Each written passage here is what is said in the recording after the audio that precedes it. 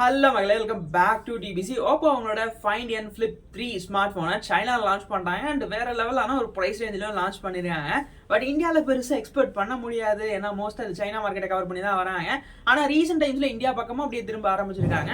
So then இந்தியாவுக்கு வரதுக்கும் வாய்ப்பு இருக்கலாம் அப்படிங்கிறதான் ஒப்பீனியனாக இருந்தது. இந்த ஸ்மார்ட் ஃபோன் எக்ஸ்பெக்டேஷன்ஸை ஃபுல்ஃபில் பண்ணுற மாதிரி இருந்ததா, என்ன மாதிரியான புது விஷயங்களை இன்ட்யூஸ் பண்ணியிருக்காங்க, போன ஜென்ரேஷன்லேருந்து இந்த ஜென்ரேஷன் என்ன அப்கிரேட் பண்ணியிருக்காங்க, இந்த மாதிரி விஷயங்கள் எல்லாம் சேர்த்து பேசுகிறதா இந்த ஒரு வீடியோவாக இருக்க போகுது.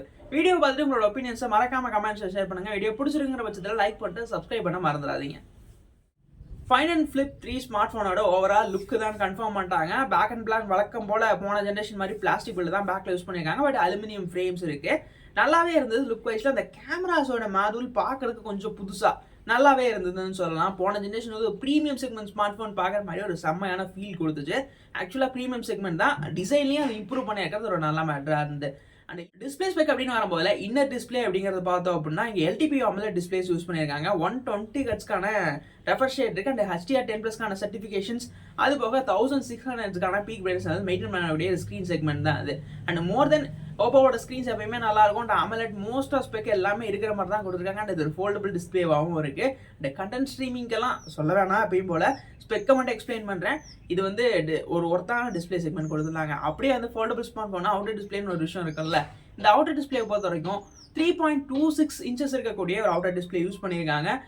இது வெளியே இருக்கிறனால இதுக்காக ப்ரொடக்ஷனுக்காக Gorilla Glass Victus production use பண்ணியிருக்காங்க.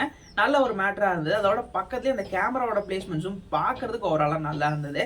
அண்டு பொதுவாக நம்ம அவுட்டர் டிஸ்பிளேஸ்லேயே கால்ஸ் அட்டன் பண்ணிக்கலாம், மியூசிக் சேஞ்சஸ் மினிமமாக எல்லாமே அதிலே பண்ணிக்கிற மாதிரி கொடுத்துருக்காங்க. இன்னர் டிஸ்பிளேஸ் வந்து மோஸ்ட் ஆஃப் தென் யூஸ் பண்ணுறாங்க. கேமராஸ் அப்படின்னு வரும்போதுல போன ஜென்ரேஷனோட பெட்டர் தான் பண்ணியிருக்காங்கன்னு சொல்லலாம். ஒரு பிரைமரியாக ஒரு 50 மெகாபிக்சலுக்கான சென்சார் வந்து இங்கே இருக்குது. இந்த 50 மெகாபிக்சல் சென்சார் பார்த்தோம்னா ரீசெண்ட் டைமில் ப்ரீமியம் செக்மெண்ட்டுக்கு எல்லாமே யூஸ் பண்ணுற சோனியோட 890 அந்த சென்சார் தான் இங்கேயுமே யூஸ் பண்ணியிருக்காங்க.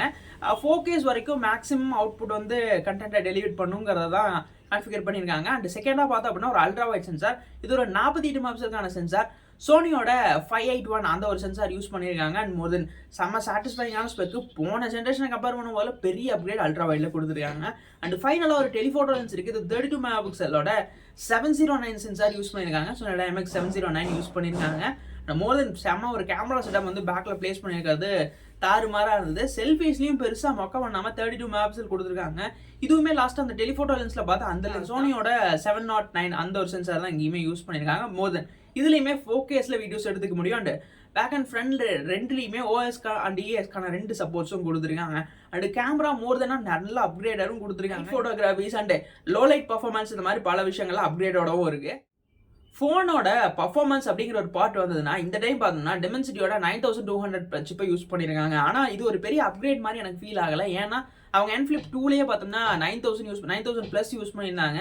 மோர் தென் கிட்டத்தட்ட இந்த 9200 9000+ கிட்டத்தட்ட ஈக்குவல் தாங்கிற மாதிரியான ஸ்பெக் ஷீட் இருக்கக்கூடிய சிப்பு தான் 4 nanometerல ஃபேப்ரிகேட் பண்ண ஒரு பவர்ஃபுல்லாக இருந்துச்சு. மோஸ்ட் ஆஃப் பெரிய அப்கிரேடுங்கிறது ப்ராசஸில் சொல்ல முடியல. கிட்டத்தட்ட சிமிலர் பாக்ஸ் Android 13ல அவங்களோட ColorOS 13.2ல எடுத்துகிட்டு வராங்க. மோர் தென் போன டைமும் பார்த்தோம்னா Android 13ல ColorOS 13ல எடுத்துகிட்டு வந்தாங்க. பட் இந்த டைம் 13.2 வெர்ஷனில் எடுத்துகிட்டு வராங்க.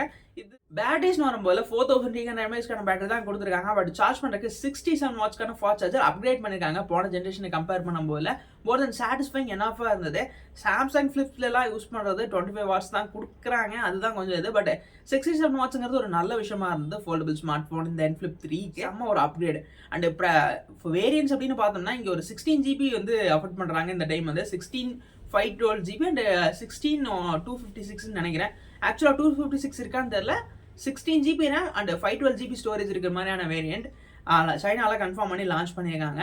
சைனாவில் இதோட ப்ரைஸ் பார்த்தோம்னா 7000 சைனீஸ் அந்த அமௌண்ட்டுக்கு இது பண்ணியிருக்காங்க. இந்தியன் ப்ரைஸ்க்கு கன்வெர்ட் பண்ணால் ஒரு 77,000 அந்த மாதிரியான ப்ரைஸ் ரேஞ்சு, கிட்டத்தட்ட 78,000 பக்கமாக ப்ரைஸ் ரேஞ்ச் வந்துடும். அந்த ஒரு ப்ரைஸ் ரேஞ்சுக்கு வந்து லான்ச் பண்ணியிருக்காங்க சைனாவில். தென் ஒரு நல்ல விஷயம் தான். இந்தியாவுக்கு இன்னும் கூட கம்மி அதிகமாக விலையோட வரலாம், இல்லை ரேம் அண்ட் ஸ்டோரேஜ் கூட கம்மி பண்ணி எடுத்துகிட்டு வரலாம். பட் இந்த ஒரு ப்ரைஸ் ரேஞ்சில் தான் அங்கே லான்ச் பண்ணியிருக்காங்க. மோர் தென் ஒரு நல்ல ஸ்பெக் ஷீட்டோடு வந்து எடுத்துகிட்டு வந்திருக்காங்க. தாறுமாறாக தான் இருந்தது.